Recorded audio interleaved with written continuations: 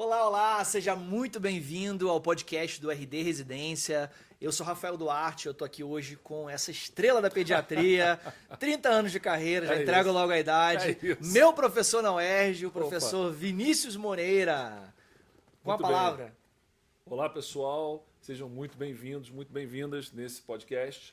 E hoje a gente tem um tema quente, que é um tema quente do dia a dia. Eu gosto desse tema muito quente de prova. É verdade. Rafael também adora, que são as cardiopatias congênitas. É aquela história, Rafael, quem não entende acha ruim. Mas depois que você entende, você acha maravilhoso. Essa é a verdade. Não, aí se você começa a dividir na sua cabeça entre acianóticas e cianóticas, você consegue organizar melhor. Tem que fazer isso. Só que as cianóticas, a galera começa a confundir um pouco. Sim. Porque você vê aqueles caninho pra cá, circuito aqui, circuito ali. Qual que é o segredo para você matar isso? Ficar claro na sua mente. Qual o segredo de base? Existe um conhecimento de base para você? Sim.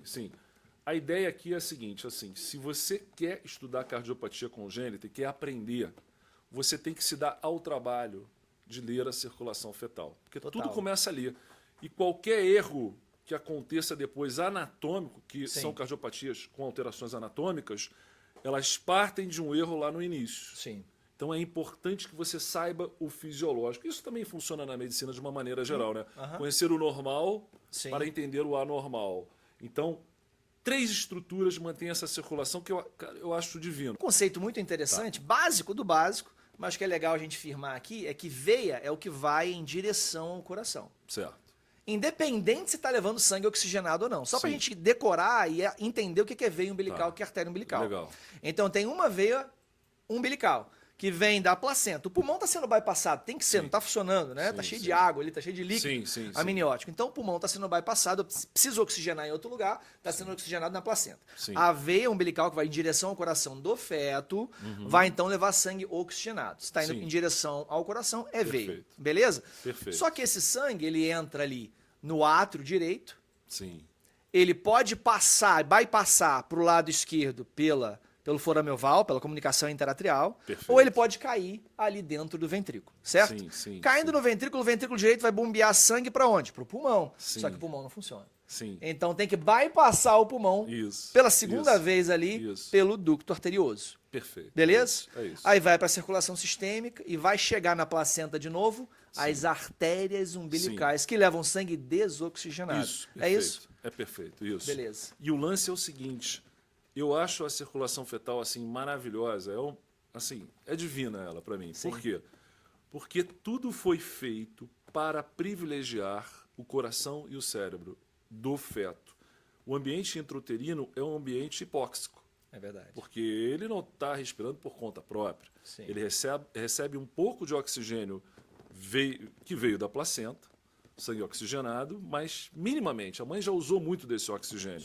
E aí as 3 estruturas que você já citou, elas fazem com que tudo venha convergir para cérebro bem oxigenado, coração bem oxigenado. E a primeira estrutura ali veio pela veia umbilical. Qual seria o caminho natural? E todo o volume de sangue para o fígado. Só que tem o ducto venoso, que poupa 50% desse sangue sem pagar pedágio no fígado.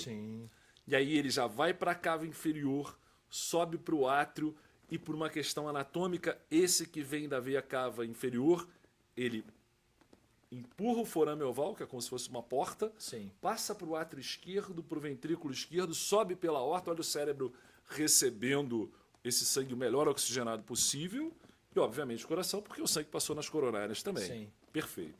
E aí tem essa história que Rafael falou.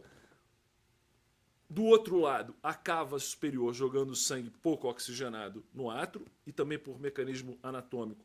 Esse desce pela tricúspide, cai no ventrículo direito, subiria para o pulmão, só que o pulmão do feto não oxigena sangue. E aí tem um canal arterial que desvia 90% desse sangue para a aorta. E aí a aorta torácica que vai para baixo já leva um sangue pouco oxigenado. Entenderam que a concentração de oxigênio, que é pouca, ficou para o coração e para o cérebro? Então, Para mim isso é fantástico. Fantástico. Fantástico. E depois, um milagre. Milagre. Eu acho. Assim, e depois, não assim, poderia ser melhor. E logo depois do nascimento, o que é essencial acontecer? Bom, então, vamos lá. O feto começa a oxigenar mais. Sim, né? ar ambiente. Então, o que acontece com a prostaglandina? Ele começa a sintetizar mais ou menos prostaglandina? Pois é menos. Aí agora menos. E aí essa prostaglandina reduzida fecha o ducto arterioso. Fecha o ducto Tem arterioso. que fechar o ducto arterioso, beleza? Tem. É normal o ducto arterioso ficar aberto um tempinho, alguns dias? Ele fica... O ducto arterioso, das 3 estruturas, é o último a fechar, né? Porque logo quando nasce, cortou o cordão, aquela história, né? Que é o pai que corta o cordão já está clampeado há muito tempo, né? Vai estar cortando ali, já parou o fluxo. Mas quando você corta o cordão ao nascimento, parou o fluxo, o ducto venoso para de ser irrigado. Sim. E ele vai fechar automaticamente.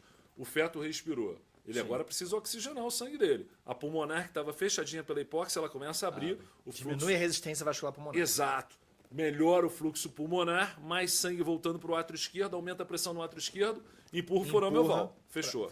Faltou o canal arterial. E o canal arterial fecha por isso. Queda da prostaglandina, aumento da PaO2, a muscular contrai, entre 10 e 15 horas ele está fechado. É interessante saber que há uma queda natural e fisiológica da prostaglandina para fechar o ducto arterioso, porque se eu quiser manter ele aberto... Faço prostaglandina. Faço prostaglandina. Muito bem. Então, pois é. quando eu quero manter ele aberto, a gente vai chegar lá. Vai chegar lá. Vamos então tentar organizar na nossa mente aqui, para o aluno que está assistindo. Perfeito. Ele, de uma forma aí não tão longa e bem simplificada, certo. ele dividir na cabeça dele, primeiro, cardiopatias acianóticas. Isso. E cardiopatias cianóticas. É fundamental fazer essa. E aí vamos falar de uma dica, talvez, em cada uma dessas doenças. Vamos nessa. Por que uma cardiopatia ela é acianótica? Porque eu não tenho um shunt da direita para a esquerda. Perfeito. Eu não estou ali bypassando o pulmão pós-nascimento. Sim. Se eu bypassar o pulmão pós-nascimento, eu tenho sangue desoxigenado chegando na circulação sistêmica e aí eu tenho desenvolvimento de cianose. Perfeito. Né? Se eu não tenho esse shunt da direita para a esquerda, se o shunt é esquerda-direita, é acianótica. Sim, perfeito. É comunicação interatrial, comunicação interventricular, ducto arterioso patente, são essas aí. Certo. Se por acaso o sangue bypassar da direita para a esquerda, é o shunt direita-esquerda que causa cianose. Sim, certo? perfeito, é isso. Beleza. E aí você falou o que cai numa prova, por exemplo, que vai ajudar... Vamos entrar nas acianóticas, vamos lá? Das acianóticas. Aquela dica-chave. Dica-chave. Vamos começar com qual? CIA. CIA, clássico, que cai em prova todo ano. Desdobramento físico da primeira bolha. E isso é interessante de explicar, porque assim, ele é fixo por quê? Porque ele não tem relação com o movimento respiratório. Isso aí. Porque quando a gente respira normalmente, a inspiração você faz uma pressão negativa com o uso da sua musculatura e puxa o ar da atmosfera para dentro do pulmão. Sim. Só que quando você faz isso, o retorno venoso aumenta. Para o coração direito, átrio direito, ventrículo direito, a pulmonar vai encher um pouco mais e ela vai bater um pouco depois da válvula aórtica na hora do fechamento, que vai dar um desdobramento. Mas ele tem relação com a respiração. Ele é inspiratório, digamos assim. Sim. Já no CIA, o átrio está sempre cheio, o ventrículo também, e o desdobramento acontece independente da respiração, por isso ele é fixo. Então, clássico de prova de residência. Desdobramento fixo da B2, CIA. Sim. Mais um dado que eu quero adicionar sobre CIA é o seguinte: qualquer shunt esquerda-direita, que são os acianóticos, podem causar a longo prazo hiperfluxo pulmonar e hipertensão pulmonar. Na maioria das vezes, a CIA ou forame oval patente, eles vão ser assintomáticos, tá? Sim. Mas, dependendo da magnitude do grau, pode sim causar hiperfluxo pulmonar e, com o tempo, remodelamento da vasculatura pulmonar e hipertensão pulmonar. Outro dado de prova importante que eu não posso deixar de citar é a embolia paradoxal, tá? É o cara que tem uma trombose venosa profunda, ele solta ali um coágulozinho, chega do lado direito do coração e não encontraria um lugar ao cérebro, né? Mas só que passa na comunicação interatrial e pode causar aí embolia, stroke, né? Falei inglês agora, desculpa, gente. Não, mandou bem. Pode causar aí o AVC, né? E aí o dado clínico que vai estar na questão é realmente um cara com TVP e que desenvolve um AVC. E ele tem aquele forame oval patente, porque Que é bem comum na população, tá? Comum. E ele, do ponto de vista hemodinâmico, ele não causa nenhum problema. Não. É um achado ecocardiográfico. Sim. Só que ele pode gerar essa embolia paradoxal. E se tiver gerado, em algum momento, o paciente tiver tido um AVC pós-embolia paradoxal, ele tem indicação formal de fechar. De fechar. Perfeito, beleza. Perfeito. Vamos para a próxima, então. Comunicação interventricular. Essa é a cardiopatia. Qual que é a chave aí? A chave é a cardiopatia congênita mais comum da infância. 25% de todas. Então, se você ouviu um sopro, está no ambulatório. Como é que é o sopro? O sopro ele é holossistólico, borda external esquerda baixa. Não tem sopro diastólico. Mas tem uma coisa muito interessante. O CIV, né, a comunicação interventricular, a depender do tamanho do buraco, do shunt, ele dá um hiperfluxo pulmonar terrível. E o sopro, ele é um sopro sistólico. Mas não é impossível de você auscultar um sopro mesodiastólico como se fosse uma estenose mitral. Olha que interessante. Uau. Quando você é capaz, e tem que ter ouvido para isso, né? Capaz de ouvir o sopro sistólico e, além dele, um sopro mesodiastólico, aquele ruflar diastólico da estenose mitral, o que você comprova no exame físico? Hoje em dia o exame físico está um pouco desvalorizado. Mas verdade. Vamos lá. Se você conseguiu essa façanha, você já definiu que o QPQS, o que é QPQS? Fluxo pulmonar, fluxo sistêmico, que deveriam ser iguais, o pulmonar está o dobro do sistêmico, porque está voltando tanto sangue para o lado esquerdo. Ele tem um gargalo ali na mitral. Eu comparo isso, Rafael, da seguinte maneira. Você está no cinema, tem aquela porta saída de emergência. Aquilo é gigante, né? Passam muitas pessoas. Mas incêndio no cinema. Todo mundo quer sair ao mesmo tempo, a porta fica pequena. É isso. Muito volume, a mitral fica com uma estenose relativa e gera sopro de estenose mitral. Muito bom. Olha então, que maneiro. Dicas aí para você ver, muito bom isso daí. Isso. Dicas, então, cardiopatia congênita mais comum. Obviamente, a gente está dentro do grupo das acianóticas, porque eu tenho ali um movimento do sangue da esquerda, onde tem pressão maior para a direita, e o problema seria hiperfluxo pulmonar. Vou acrescentar uma coisinha. Eisenmenger?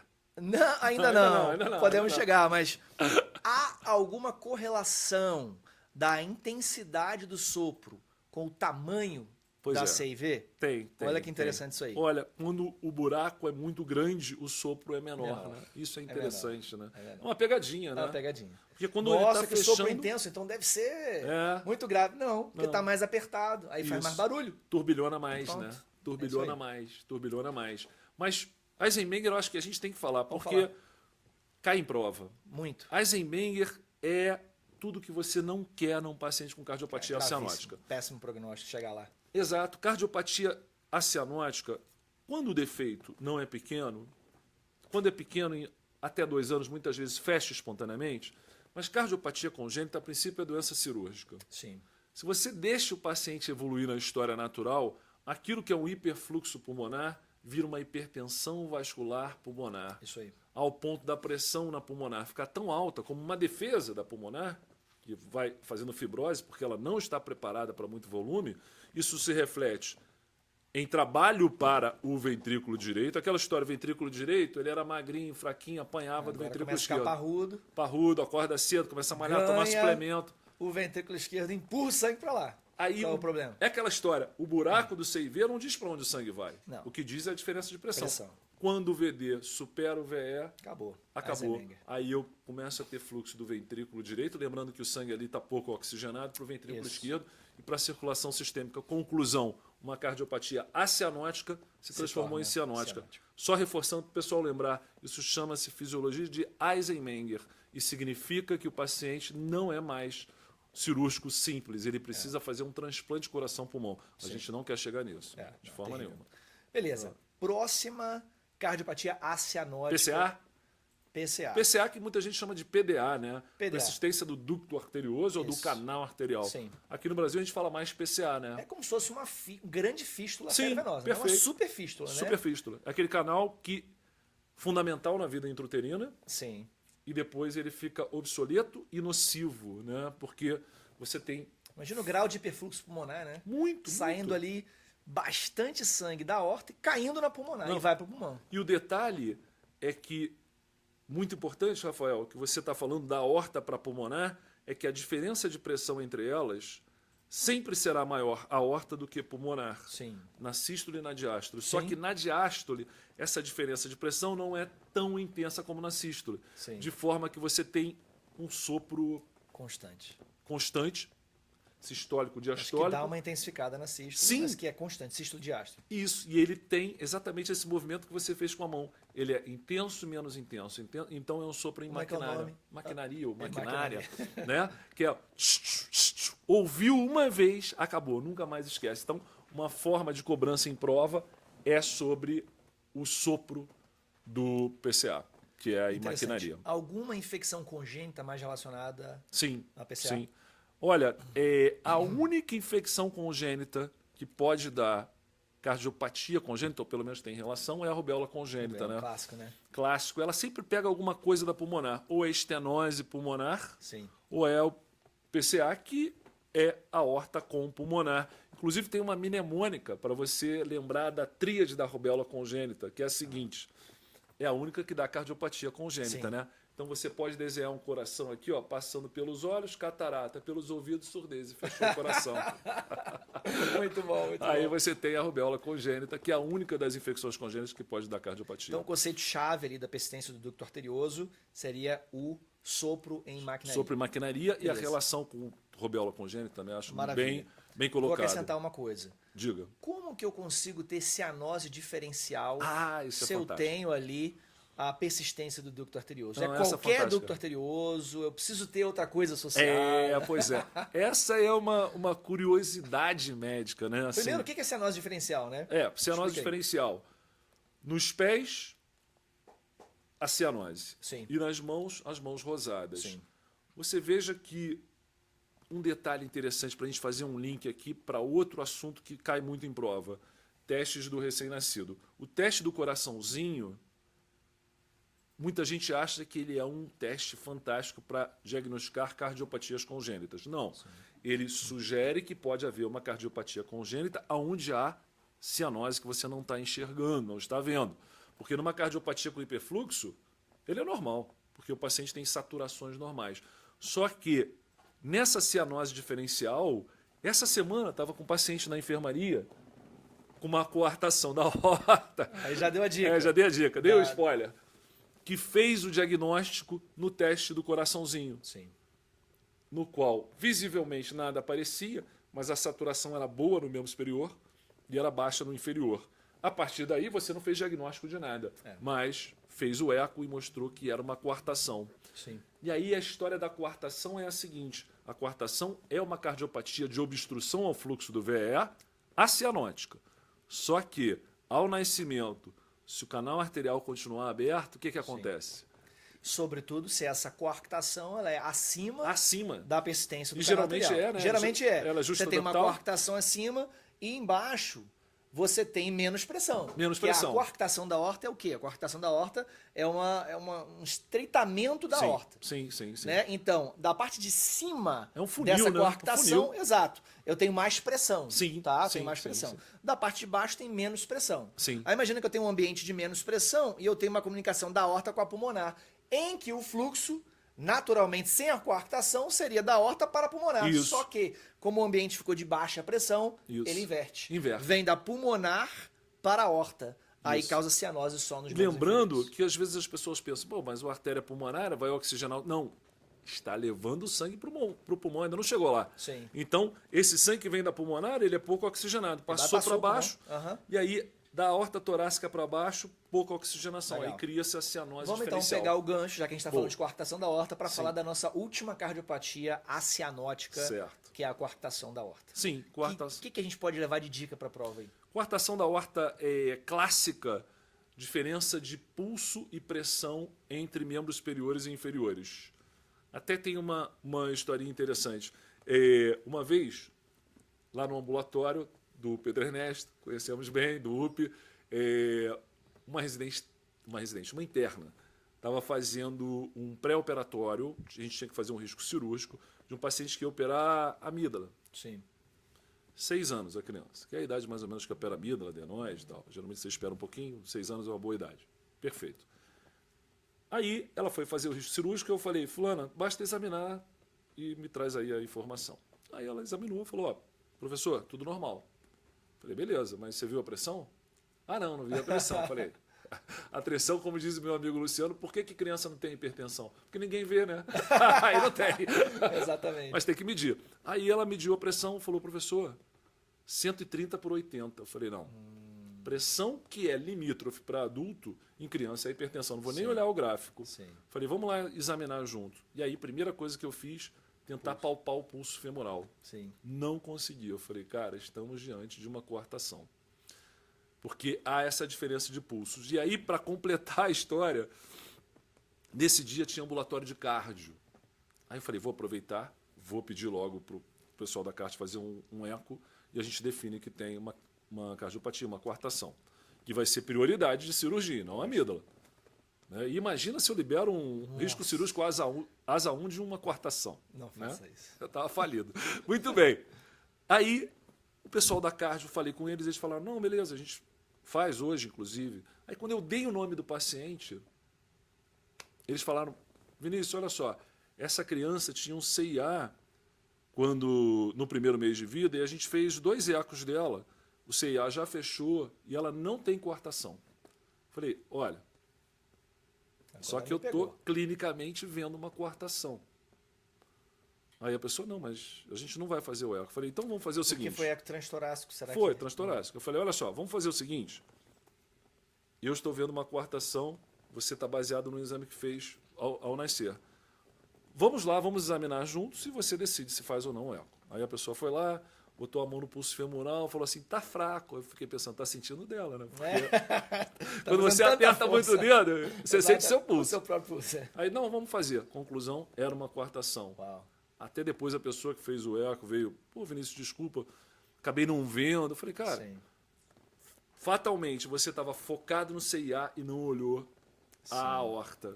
Mas assim, a clínica continua, mesmo na pediatria, a clínica é soberana. Isso aí é o que eu mais ouvi na UERJ. Não é? Se você tem uma convicção baseada no exame físico de que pode ser alguma coisa, o exame complementar precisa ser questionado. Sim, verdade. Você não deve ficar escravo do exame complementar. Você deve se guiar pelo que você está vendo. Confie nos seus olhos. Muito bom. E esse sopro aí, onde a gente ouve o sopro da coartação? Como é que é essa Pois característica? Há uma característica interessante na coartação, que é a criação de vasos colaterais. Né? Inclusive, você pode ouvir sopros desses vasos colaterais, não é tão presente, às vezes nem tem sopro, né? Mas você pode ter essa vascularização compensatória. Desse caso que eu contei, uma criança de 6 anos. Como é que ela perfundia os membros inferiores? Ela tinha colaterais. Sim. E essas colaterais, elas são tão grandes e fortes que elas acabam, entre aspas, comendo a costela, né? Sim. Por pressão. Erudino. Isso, inclusive, tem um nome, né? Sim. Quer falar? Eu sei o nome em inglês. Ah, não, mas é o mesmo. Rib notching. Rosler. Os sinais que faz esse tipo de alteração na é basicamente arco o sangue costal. Tentando procurar outro caminho através das intercostais para poder bypassar a coartação. Isso. E eu já vi cair em prova, sinal de Rosler e tal. Eu Inclusive não hoje. epônimo. Rosler. Inclusive hoje. O raio-x que é clássico, né? Com aquela hipertransparência linear aqui nas costelas. Como se tivesse comidinha na costela. Isso. E se tiver sopro interescapular? Da coartação interescapular. Maravilha. Mais alguma dica? Não, tem mais uma. Agora só. Uma menos votada. Não, olha só. E síndrome de Turner? Síndrome de Turner é a coartação. Então, pronto. Boa. Tô puxando os detalhes adicionais. Detalhes. E eu queria, já que a gente falou de síndrome... Mais uma coisinha que tem na síndrome de Turner. Manda. Valva aórtica bicúspide. Não, mas espera aí. Só pra isso foi Rafael, isso é um dado fantástico. Olha só, a coartação não costuma ser a cardiopatia primária. O primário é uma válvula aórtica bicúspide que não dá fluxo na vida intrauterina e permite o afunilamento da aorta, criando a coartação. A coartação não é primária, ela é secundária. É muito comum na coartação ter estenose aórtica. Muito comum. Inclusive, essa paciente está internada na enfermaria, ela agora está com 7 meses, ela operou a coartação e tinha um canal, fecharam um canal também, e ela no pós-operatório chocou. Por quê? porque não mexeram na válvula aórtica, entraram de urgência horas depois, um cateterismo e abriram a válvula aórtica que estava estenosada. Uau. Caramba, então é fundamental. E por falar em síndrome, tem mais uma cardiopatia acianótica que é mais de uma síndrome, que é a síndrome de Down. A principal cardiopatia acianótica do paciente com Down é o defeito do septo atrioventricular, defeito do coxinha do cardio. É só pensar em atrioventricular. Isso, né? isso. Beleza. Em relação, vou adicionar mais uma coisinha na coarctação da aorta, Manda. que se o cara não trata, primeiro, é uma das causas de hipertensão secundária na vida adulta. O cara não sabe, o cara é jovem, está hipertenso, hipertensão secundária. Tem que pensar como causa. Outra coisa que pode complicar com ruptura de aneurisma, sangramento intracerebral, porque o cara tem maior pressão nessa parte superior do corpo. Sem dúvida. Foi? Cianóticas foi? Gostei que você deu a visão do clínico, né? Porque o pediatra não se preocupa com isso, porque isso é lá na frente. A cada dia seu problema. Tá certo. Cianóticas. Agora o bicho pegou. Ficou mais complexo e eu tenho aí o pulmão bypassado, tá vindo sangue da circulação direita, antes de passar pelo pulmão, desoxigenado e chegando na circulação sistêmica, e aí a gente vai ver ali a cianose. Perfeito. Uma coisa que eu sempre lembro da UERJ é que é mais difícil ver cianose no paciente anêmico. Sim, interessante, com certeza, né? com certeza. Interessante. Beleza, maravilha. Qual que é a cardiopatia cianótica mais comum e que mais cai na prova? Tetralogia de falou. Disparada, né? Vamos rever os transposição. Em segundo transposição. Segundo transposição. Mas primeiro... Então vamos falar desses dois? Vamos a gente não ficar muito longo aqui na conversa, a gente falou hoje de tetralogia de Fallot e transposição. Não, interessante, Rafael, que assim, a tetralogia de Fallot é uma cardiopatia cianótica de hipofluxo pulmonar e a transposição de hiperfluxo. Sim. Olha que muito interessante, cara. Isso. As duas são muito interessantes. Vamos falar de tetralogia, então. Vamos começar. Tetralogia. Então, tem quatro coisas aí. 4. Uma coisa é muito fácil de gravar, né? Primeiro que o que determina o prognóstico é a estenose pulmonar. Isso. Acabou. E eu acho o seguinte, se a pessoa quer lembrar, tem que começar pela estenose pulmonar. Claro. Tem hipofluxo, estenose. Qual é a consequência da estenose pulmonar? Hipertrofia de VD. Isso aí, já pegou duas. Já pegou duas. Já matou duas. Só que tem um detalhe, se você tiver estenose pulmonar, hipertrofia de VD e só isso é uma cardiopatia acianótica, estenose pulmonar. Você precisa que o sangue não oxigenado passe para o lado esquerdo. Que passa por através uma grande... CIV. Beleza. Terceiro defeito. Terceiro defeito. Agora, o mais dificinho de lembrar é o que vem agora. Que é a aorta... Jogando contra. Cavalgada ali, Cavalgada. Ela abre a perna e fica recebendo sangue direto do ventrículo direito. Pouco oxigenado. Pronto, fechamos. Beleza. Estenose pulmonar, hipertrofia de VD, CIV e destroposição da aorta. Fechou. Legal. Sabe o que eu acho interessante? É que, às vezes, isso não é detectado tão cedo assim na criança. Como é que pode? Eu fico pensando, uma cardiopatia tão complexa, né? E como é que não é detectado cedo? Daí veio o teste do coraçãozinho também, né? Legal. E ele detecta bem? É porque ele mostra a alteração de saturação e aí passa pelo eco. Sim. Porque senão poderia não ser percebido. Porque às vezes você vê a criança que aprende a agachar para resolver a sua cianose e falta de ar. Posição de cócoras. E acho muito interessante, porque aí é análogo que a gente pode fazer no neném, que é botar o joelho no peito, né? Geno peitoral. Você bota o joelho no peito, é a mesma coisa que a criança mais velha faz, que agacha. A fisiopatologia de por que isso melhora a cianose é interessante a gente explicar pro pessoal. Sim, com certeza. O que acontece? Uma complicação grave que pode levar à morte, inclusive, na tetralogia de Fallot não operada, não corrigida, é a crise hipercianótica ou hipóxica, né? SPELS. Né? Sim, TET-SPELS. TET-SPELS. Muito bem. Diante desse paciente, nesse momento, você precisa tirá-lo dessa crise. E ela se auto-perpetua, porque com a hipóxia, mais estenose pulmonar, mais contração da pulmonar. Sim. Então a gente precisa reverter o processo. O que você não vai fazer? Não vai colher uma gasometria. Vai deixar a criança chorando ainda mais. Cara. Não é? O cara quer ganhar tempo. Vou colher uma gasometria. Não faça isso. Então, primeira medida. Tudo bem, está hipóxico, oxigênio. Vou deixar isso, vai fazer, natural. Às vezes que eu posso fazer em casa, por exemplo. Isso. Antes. Agora, posição geno-peitoral que o Rafael falou. Né? O que você faz? Você aumenta a resistência vascular sistêmica, aumenta a sistêmica. Aquele ventrículo esquerdo, ele tenta jogar o sangue para a circulação sistêmica, mas você já aumentou a resistência vascular. Ou porque a criança agachou, porque você fez a flexão ali das pernas dela, e aí você força o sangue, que não consegue tanto ir para a circulação sistêmica, que a resistência aumentou, a passar mais pelo pulmão. E aí você força o sangue a se oxigenar.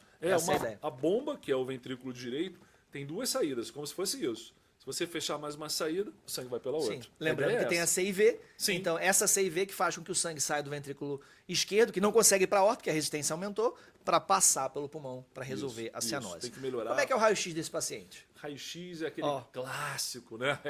Isso aí. É o coração em bota. Ele não parece aumentado, só que a hipertrofia do VD levanta um pouquinho a ponta e os vasos da base estreitos, de maneira que parece um tamanco holandês, não é isso? O pessoal da radiologia é poético pra caramba, demais. né? Inventa muita coisa. Fica lá sem ter o que fazer e fica inventando essas coisas. Exatamente. Agora, tem um outro detalhe, que esse eu já vi cair em prova algumas vezes. Atualmente, eles já botam como primeira resposta. Assim, temos a crise cianótica. Aí é posição geno-peitoral, oxigênio, morfina. A maioria vai melhorar. E se não melhorar, qual é a carta na manga? A carta na manga é o beta-bloqueador venoso. Porque o beta-bloqueador venoso, ele diminui, ele é cronotrópico o quê? Negativo. Então você diminui a frequência, aumenta o tempo diastólico, o coração enche mais.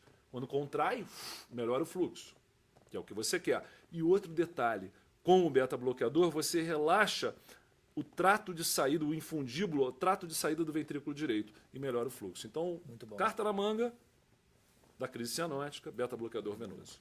São essas, então, as informações para a são. prova? Acho que sim. Transposição agora? Transposição. Transposição. Das Caramba, grandes artérias. 2 circulações paralelas. Uma desigualdade. Meu Deus, são 2 circulações independentes paralelas. Paralelo. Não podia ser assim, né? Não podia ser assim. Saindo do ventrículo esquerdo a pulmonar, sim, vai ao pulmão, o sangue é oxigenado. Depois volta para... átrio esquerdo, ventrículo esquerdo, pulmonar de novo. Fica aquela circulação ali. Isso. Que se oxigena, mas não manda para a circulação sistêmica. Para ninguém. É um egoísmo da. E a outra circulação, paralela, sim, sai do ventrículo direito, vai para a aorta, vai para a circulação sistêmica, volta pela cava, volta para o lado direito do coração e vai para a aorta de novo e fica ali. Não tem como. Como é que sobrevive? Não tem como. Não tem como. Se não tiver a comunicação das 2 circulações, não sobrevive. Não. Tem muitos pacientes que nascem com transposição que tem um CIV associado. Nos primeiros dias, isso é salvador. Mas quando eu falo que o paciente tem uma transposição simples, parece que é melhor, mas é pior. Porque ele só tem a transposição, não tem CIV. E aí eu preciso agir rápido. E o Rafael já deu o spoiler. arterioso também. Já deu o spoiler lá na frente. Sim. Lá atrás, melhor dizendo. Aquele canal é quem comunica as circulações. Então a gente faz o que para esse paciente? Prostaglandina. E aí tem a atrioseptostomia de Haskin, que é um procedimento hemodinâmico. Sim.